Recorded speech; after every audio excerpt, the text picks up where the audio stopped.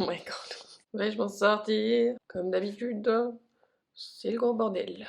Wesh la France, bienvenue dans une nouvelle vidéo. C'est la chaîne Soirée Crêpes. Welcome à ceux qui viennent d'arriver. Je m'appelle Lucie et aujourd'hui on va parler de beauté again.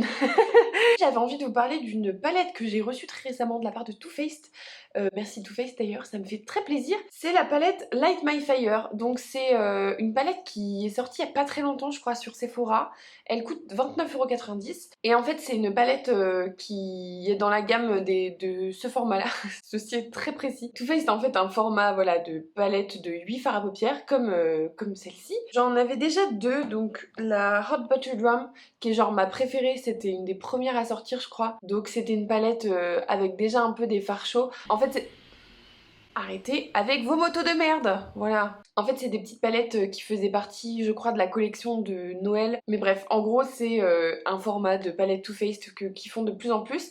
Et donc ils en ont sorti je crois 3 ou 4 nouvelles, dont celle-ci qui est donc la Light My Fire. Donc moi j'ai reçu que celle-ci, mais bon, je suis déjà très contente. C'est pas celle qui m'attirait le plus parmi les nouvelles qui sont sorties, je vous l'avoue bien, parce que moi généralement les tons chauds c'est pas trop mon truc au niveau des yeux. Je trouve que ça me donne un peu l'air malade comme je suis très blanche de peau. Je trouve que c'est des teintes qui vont mieux aux peaux plutôt foncées.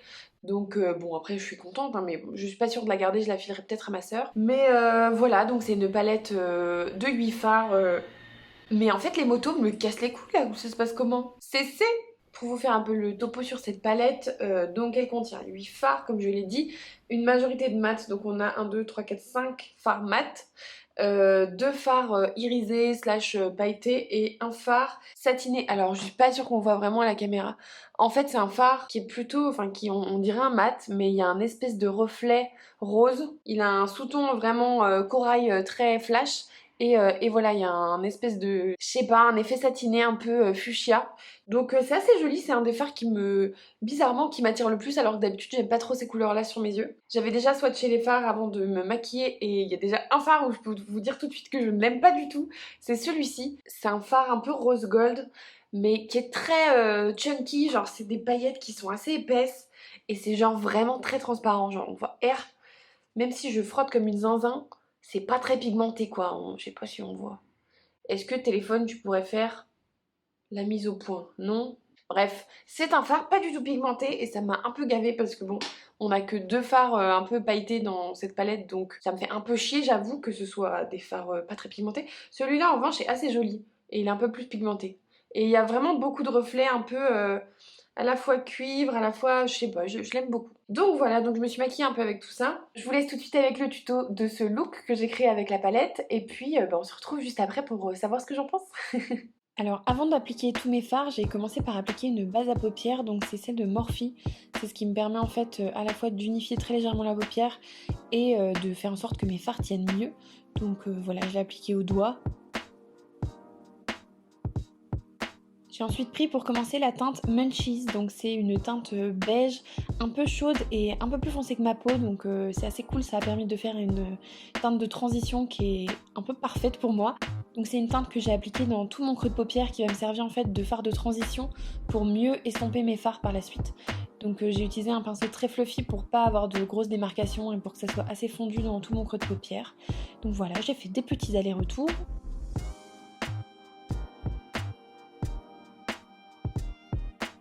Ensuite j'ai continué avec la teinte Old Flames, donc c'est une sorte de marron rouille avec des sous-tons légèrement violets. C'est vraiment une très jolie teinte qui est ultra crémeuse et très très pigmentée comme vous pouvez le voir.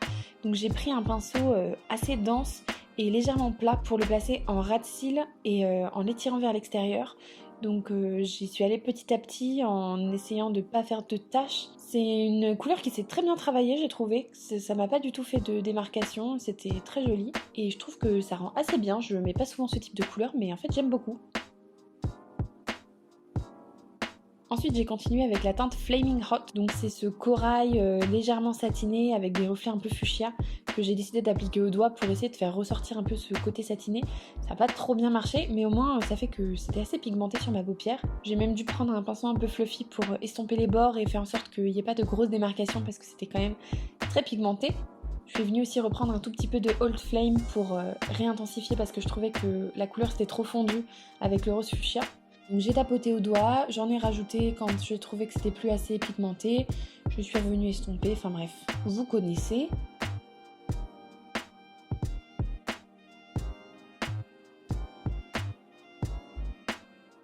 Ensuite j'ai pris Fired Up qui est donc cette espèce de doré un peu orangé avec beaucoup de reflets assez chauds que j'ai mis sur ma partie interne de mes yeux. J'ai pris avec mon doigt pour éviter les chutes mais j'en ai quand même eu beaucoup j'ai trouvé, même si voilà le fard est très lumineux, très joli, mais c'est vrai que c'est quelque chose à prendre en compte quand on utilise ces fards. Mais je trouve le résultat assez beau.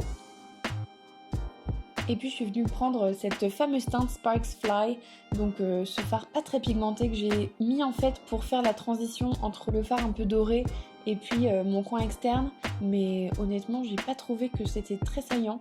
Je trouve qu'on voit pas grand chose, mais bon. Ensuite je me suis attaquée à mon ras de cils inférieur, donc j'ai pris le fard Cheese Whiz, donc c'est le fard jaune de la palette, que j'ai pris avec un pinceau fluffy mais assez précis quand même. Et bon, on voit pas grand chose en vérité, mais ça permettait de faire une petite transition avec le second fard qui est donc Smoking, donc qui est un marron plutôt neutre. Donc je l'ai pris avec un petit pinceau boule assez précis pour vraiment pouvoir aller plus près de mon ras de cils et vraiment encadrer le regard et donner un petit côté un peu plus smoky, c'est le cas de le dire. Je trouve que ça rend plutôt bien, même si c'est pas flagrant que j'ai mis du jaune, mais je trouve que ça a fait une belle transition. Ensuite, j'ai repris encore une fois avec mon pinceau plat et un peu dense la teinte Old Flame parce que je trouvais que ça manquait encore un petit peu de profondeur et d'intensité au niveau de mon ras de cils. Et donc cette fois, pour que ça soit vraiment plus intense, j'ai vraiment tapoté, j'ai pas étiré la matière comme j'avais fait au tout début pour vraiment que la couleur soit très vive et bien plus intense. J'ai fini avec une pointe de mascara, donc c'est mon mascara de Anastasia Beverly Hills que j'aime beaucoup, je porte presque que ça en ce moment. Et voilà le look final, j'en suis assez contente, même si j'ai pas trouvé toutes les teintes exceptionnelles, je trouve que l'ensemble est assez joli et puis même si c'est pas mes couleurs habituelles, c'est plutôt harmonieux et puis ça me va pas trop mal je trouve. Donc voilà, j'en suis contente. Donc en gros je trouve que c'est une palette qui est assez bien pensée parce qu'il y a des fards qui sont assez flash, comme le jaune, le rouge et le rose un peu fuchsia. Et en même temps on a des fards qui sont plutôt neutres, enfin ce marron là il est pas trop chaud. On a une autre option pour un peu intensifier le regard, un peu plus chaude, un peu plus qui tire sur le rouge voire violet. C'est vraiment un très joli fard celui-là. Et voilà, on a deux fards irisés, dont un qui est vraiment pas exceptionnel, mais bon voilà. Et celui-là qui est franchement joli et qui fait vraiment un côté qui va bien dans le thème de Fire, tu vois, c'est vraiment Fire quoi. En soi, les fards sont d'assez bonne qualité, je trouve, mis à part du coup celui-là qui vraiment... Pourquoi? Je ne sais pas. Dans l'ensemble, les fards mat, je les ai trouvés assez crémeux, donc c'est très chouette. Celui-là que j'ai utilisé en coin externe est vraiment très très joli. Bon, le jaune, on n'est pas sur le fard le plus pigmenté du monde parce que de toute façon, les jaunes, moi j'ai l'impression que sur ma peau, ça ressort jamais énormément. C'est toujours très subtil et en fait, j'ai remarqué que les pigments de jaune tiennent pas vraiment sur ma peau. Alors, je sais pas pourquoi. Je sais pas si c'est une question de pH ou quoi, mais ça ne fonctionne pas avec moi. Donc voilà, je l'ai mis un peu en ras de cils, on voit vraiment pas grand chose. Hein. Celui-là en fait je le trouvais très joli dans le pan et je me suis dit je vais l'appliquer au doigt pour vraiment faire ressortir le côté satiné. Mais je suis pas très convaincue, j'ai l'impression qu'on voit pas très bien le reflet un peu fuchsia du fard. Donc c'est un peu dommage parce que je trouve que c'était un ajout un peu original à la palette. Après ça reste une jolie teinte, hein, c'est pas... Je sais pas, c'est pas... Je suis un peu déçue par celui-là. Mais dans l'ensemble je trouve que c'est une palette qui fonctionne pas trop mal. Ce que j'aime bien dans cette palette c'est que le fard, en fait dans la plupart des palettes comme ça, d'ailleurs j'ai un peu du mal à comprendre pourquoi est-ce que ces deux fards là sont toujours d'un format différent. Genre pourquoi ça c'est rectangle et pourquoi ça c'est carré. Pourquoi? Je ne comprends pas. Et sur celle-là, pareil, je sais pas si je vous l'ai montré, en fait, ça c'est l'autre que j'ai. C'est la Gingerbread Spice. Enfin, je comprends pas pourquoi est-ce qu'ils sont plus rectangles que les autres, enfin bref. Et donc je disais, ce qui me plaît un peu dans cette palette, c'est que le beige là, contrairement à par exemple la Hot Potato Drum, il est vraiment bien plus foncé. Je sais pas si on le voit, mais le beige là, il est quand même vraiment plus foncé et moi du coup je m'en suis servi comme couleur de transition. Et en fait je me dis pour une fois que les peaux médium à légèrement foncées peuvent avoir un fard qui soit de la couleur de leur peau, bah en fait c'est cool parce que à la fois de toute façon les peaux plus claires pourront l'utiliser en fard de transition et puis les peaux plus foncées l'utiliseront comme fard chair quoi en fait, couleur chair mais plus adapté à eux que ce type de beige vraiment très clair, légèrement rosé. Donc voilà, dans l'ensemble, je trouve pas que ce soit une mauvaise palette. Est-ce que je dépenserais 30 € pour ça, je suis pas sûre, sachant que de toute façon moi c'est pas dans mes teintes. Après si c'est des teintes qui vous plaisent, si vous aimez les tons chauds, je pense que ça peut être un bon investissement parce que dans l'ensemble les fards sont pas trop mal. Après je les ai pas beaucoup utilisés donc je peux pas non plus me prononcer sur la qualité et dire oui c'est absolument une palette formidable, achetez-la. Mais je trouve que ça se défend pas trop mal. J'avais vu une youtubeuse qui faisait une revue de toutes ces mini palettes qui viennent de sortir chez Sephora. Et en fait, elle disait qu'elles étaient pas ouf et que la qualité était vraiment en dessous de ce que fait Too Faced habituellement. Alors je me rappelle pas pour celle-là particulièrement, je suis même pas sûre qu'elle ait été dans sa revue.